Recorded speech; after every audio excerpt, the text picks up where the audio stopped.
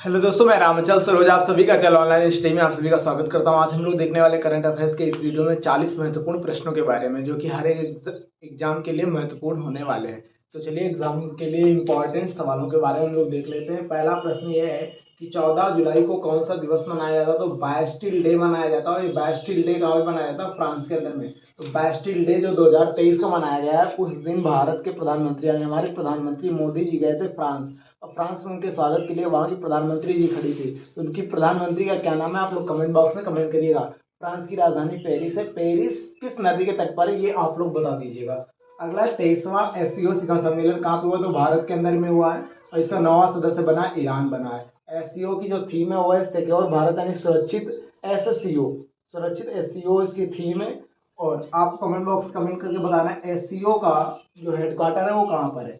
अगला प्रश्न है नेहरू मेमोरियल और पुस्तकालय का नाम बदल करके क्या कर दिया गया है? तो नेहरू मेमोरियल और पुस्तकालय का नाम बदल करके कर दिया गया है पीएम संग्रहालय व पुस्तकालय सोसाइटी। इसका नाम बदल दिया गया है। किसका? नेहरू मेमोरियल और पुस्तकालय का नाम बदला गया। हालांकि नेहरू मेमोरियल और पुस्तकालय कहाँ पर है? तो तीन मूर्ति भवन में था, ये नई दिल्ली के अंदर में। तो एग्जाम में पूछा जा सकता है कि जो नेहरू मेमोरियल और पुस्तकालय का नाम बदल करके पीएम संग्रहालय और पुस्तकालय सोसाइटी कर दिया गया, वो कहाँ पे स्थित है? तीन मूर्ति भवन नई दिल्ली में स्थित। याद रखिए, इंपॉर्टेंट है। अगला मुगल गार्डन का नाम बदलकर क्या कर दिया गया? अमृत उद्यान कर दिया गया है। स्किन बैंक कहाँ पे खोला गया है? तो नई दिल्ली में खोला गया है। हालांकि मुगल गार्डन का नाम अमृत उद्यान हो गया, स्किन बैंक का नाम बदल के क्या हो गया? नई दिल्ली हो गया। और जो शहीद पथ था उसका नाम बदल करके कर्तव्य पथ कर दिया गया, ये आप लोग जानते हैं। अगला है HD 3385। ये प्रजाति का नाम है। किस प्रजाति का नाम है? गेहूं की प्रजाति है। तो याद रखिएगा, HD 3385 जो है वो गेहूं की नई प्रजाति है। कृषि दर्शन एक्सपो कहाँ पे हुआ है? तो हिसार के अंदर में हुआ है। हिसार कहाँ पे है? तो हरियाणा के अंदर में। हिसार कहाँ पर है? हरियाणा के अंदर में। याद रखिएगा कहाँ पे? हिसार, हरियाणा। और हिसार के अंदर में ही भैंस अनुसंधान केंद्र है। क्या है? भैंस अनुसंधान केंद्र। आप लोग डेयरी अनुसंधान केंद्र बताइएगा। डेयरी अनुसंधान केंद्र हरियाणा के किस शहर में स्थित है? अगला है डिजिटल बैंकिंग जो सेवा है उसमें 100% डिजिटलाइजेशन करने वाला राज्य कौन सा है?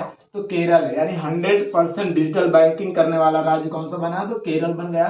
केरल की राजधानी क्या है? तो तिरुवनंतपुरम है।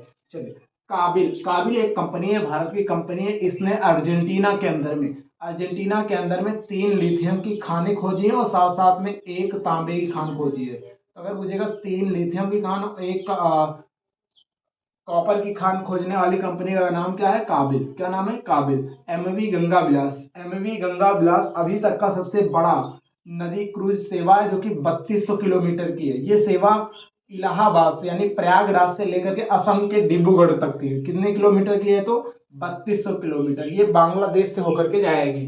गया था, यानी लगभग कंप्लीट भी हो गए एमवी गंगा विलास। याद रखिएगा। मार्ग पोर्टल किस मंत्रालय का है? तो वाणिज्य मंत्रालय का है। ट्रेड एक्सचेंज में अगर पूछेगा ट्रेड एक्सचेंज में नंबर 1 स्टॉक एक्सचेंज कौन है? तो नेशनल स्टॉक एक्सचेंज है। नंबर 1 कौन सा है ट्रेड एक्सचेंज में? तो नेशनल स्टॉक एक्सचेंज है। मसाला कांग्रेस का आयोजन कहाँ पे हुआ? तो मुंबई के अंदर में हुआ। तो मसाला कांग्रेस का आयोजन कहाँ पे हुआ? मुंबई। मुंबई किसकी राजधानी है? महाराष्ट्र की। पेरू एक ऐप है, एप्लीकेशन है पेरू। पेरू जो है इसके अंतर्गत सबसे तेज डिजिटल भुगतान होता है। किसके? पेरू का सबसे तेज डिजिटल भुगतान होता है, आप लोग याद रखिएगा। 2023-24 का बजट आ गया था, आप सभी जानते हैं। तो उसमें भारत का जो राजकोषीय घाटा है वो कितना है? 5.9%। केवल मैंने यही रखा है, हालांकि बजट हम लोग अलग से भी पढ़ेंगे। तो राजकोषीय घाटा की बात करें तो 2023-24 में कितना होगा? 5.9%। ये एग्जाम के पॉइंट ऑफ व्यू से इंपॉर्टेंट है। हालांकि सारे प्रश्न इंपॉर्टेंट है इसमें। बाजरा वर्ष, बाजरा वर्ष या मोटे अनाज का वर्ष कौन सा घोषित किया गया था? तो 2023 का जो वर्ष है वो बाजरा वर्ष के रूप में है। अगला शेंगेन क्षेत्र कहाँ पर है? शेंगेन क्षेत्र क्रोएशिया में। कहाँ पे? क्रोएशिया में है। और ये अबाई क्षेत्र, हालांकि ये आईएएस वाले एग्जाम्स में भी पूछा जाता है कि शेंगेन क्षेत्र कहाँ पर है? तो क्रोएशिया में। अबाई क्षेत्र कहाँ पे? तो सूडान में। एक बार इसको देख लीजिएगा, मुझे थोड़ा डाउट लग रहा है अबाई क्षेत्र कहाँ पे? सूडान में। हालांकि मैं देख लूंगा, कमेंट बॉक्स में अगर गलत होगा तो मैं पिन कर दूंगा। आप लोग भी एक बार देखिएगा कि अबाई क्षेत्र सूडान में ही है। मुझे लगता है सूडान में है, हालांकि मैं एक बार चेक कर लूंगा। अबाई क्षेत्र सूडान में। CO2, CO2 का आयात करके समुद्र के नीचे स्टोर करने वाला देश कौन सा बना है? तो डेनमार्क बना। कौन बना है? डेनमार्क बना है। ट्राइकोमा मुक्त देश कौन सा बना? तो ईरान बना। कौन सा बना? ईरान। हालांकि ट्रैकोमा जो बीमारी हो आंख से संबंधित बीमारी है, आंख में ट्रैकोमा होता है, तो याद रखिए ट्रैकोमा मुक्त कौन सा देश बना? तो ईरान बना। ईरान। ईरान की राजधानी क्या है? आप लोग कमेंट बॉक्स में कमेंट करिएगा। टाइटन पनडुब्बी, आप लोगों ने टाइटन पनडुब्बी के बारे में सुना होगा। कुछ समय पहले क्या हुआ था, टाइटन पनडुब्बी से कुछ लोग जो थे वो समुद्र के नीचे गए थे, क्या देखने? मलबा देखने गए थे। किसका मलबा देखने गए थे? आप लोग कमेंट बॉक्स में बताइएगा। जब ये समुद्र के नीचे गए थे तो उसके अंदर में ये पनडुब्बी एकदम दब गई थी, प्रेशर की वजह से क्या होगी? दब गई, उसकी वजह से सारे लोग मारे गए थे। तो टाइटन पनडुब्बी किस कंपनी के? तो याद रखिएगा ओशन गेट कंपनी। किस कंपनी? ओशन गेट कंपनी के। किस महासागर में ये लोग गए थे टाइटन पनडुब्बी से? तो अटलांटिक महासागर में। अगला, शराब पर चेतावनी लिखने वाला देश कौन सा बना है? तो आयरलैंड बना है। सिगरेट पर प्रतिबंध की जो चेतावनी है वो लिखने वाला कौन सा देश बना है? तो कनाडा बना है। प्लास्टिक बैग पर प्रतिबंध लगाने वाला देश कौन सा बना है? तो न्यूजीलैंड बना है। और न्यूजीलैंड के तट को भी कोरोमंडल तट बोलते हैं और तमिलनाडु के तट को भी क्या बोलते हैं? कोरोमंडल। नर्मदा कला किस राज्य की है? तो जम्मू एंड कश्मीर की है। कार्बन न्यूट्रल देख लेते हैं, भारत के अंदर में इंपॉर्टेंट। कार्बन न्यूट्रल अगर गांव की बात करेगा तो भिवंडी तालुका है, ये महाराष्ट्र के अंदर में। और कार्बन न्यूट्रल पंचायत की बात करेगा तो पल्ली पंचायत है जम्मू एंड कश्मीर की। अगर कार्बन न्यूट्रल जिले की बात करेगा तो माजुली जिला है असम का। ये माजुली याद रखिएगा, इन सबसे बड़ा नदी द्वीप भी है माजुली। और ये पहला नदी द्वीप है जो कि जिला घोषित किया गया है। कि अगर पूछेगा पहला नदी द्वीप वो कौन सा है जिसे एक जिला घोषित किया गया है, तो माजुली होगा। धोरडो गांव, ये धोरडो गांव इसलिए इंपॉर्टेंट है कि धोरडो गांव पर्यटन की दृष्टि से नंबर 1 है। ये कहाँ पे है? तो गुजरात के अंदर में। फिनलैंड, फिनलैंड इसलिए लिखा क्योंकि इसे 31वां सदस्य बनाया गया है नाटो का। तो नाटो का 31वां सदस्य किसे बनाया गया है? तो फिनलैंड को बनाया गया। और नाटो का हेडक्वार्टर कहाँ पे है? तो ब्रुसेल्स में। कहाँ पर? ब्रुसेल्स में। 2023 का नाटो शिखर सम्मेलन कहाँ पे हुआ है?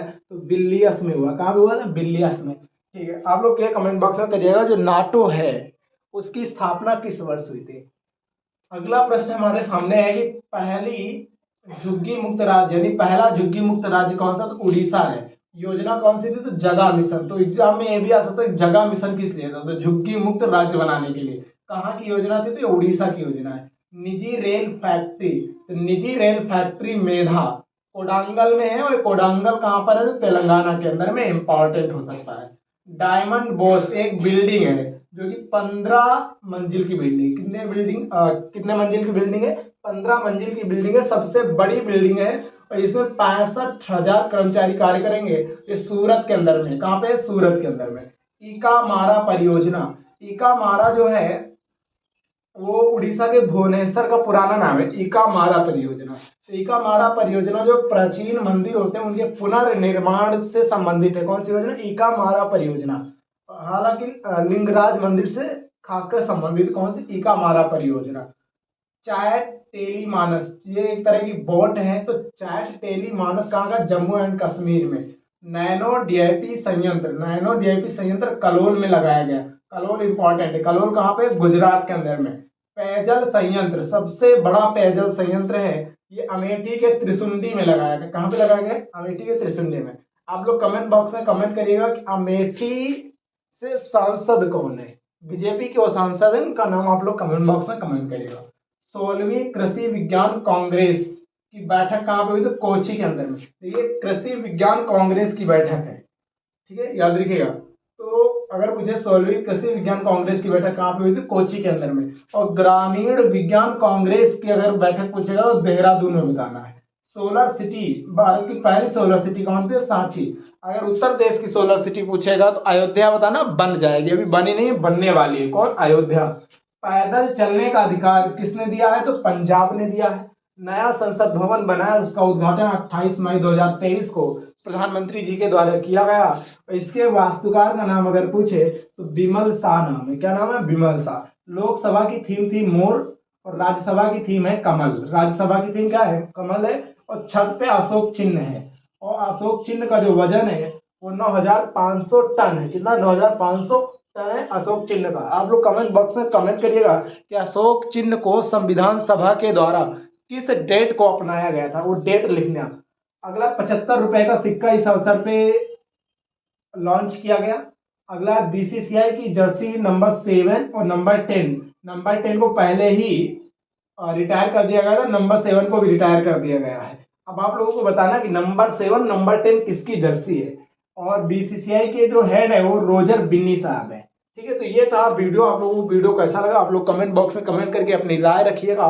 मैं ये भी बता देता हूँ जर्सी नंबर जो 7 है वो महेंद्र सिंह धोनी जी की है, और जो जर्सी नंबर 10 है वो सचिन तेंदुलकर जी की है। ठीक है सर, आपको वीडियो कैसा लगा आपको बताना है कमेंट बॉक्स में कमेंट करके कि आपको वीडियो कैसा लगा। अगर अच्छा लगा हो तो वीडियो को लाइक कीजिएगा, चैनल को सब्सक्राइब करिएगा, जिससे आने वाले समय में जो भी वीडियो आएगा उसका नोटिफिकेशन आप तक आसानी से पहुंच सकेगा। चलते सर, मिलेंगे नेक्स्ट वीडियो में। जय हिंद, जय भारत, वंदे मातरम।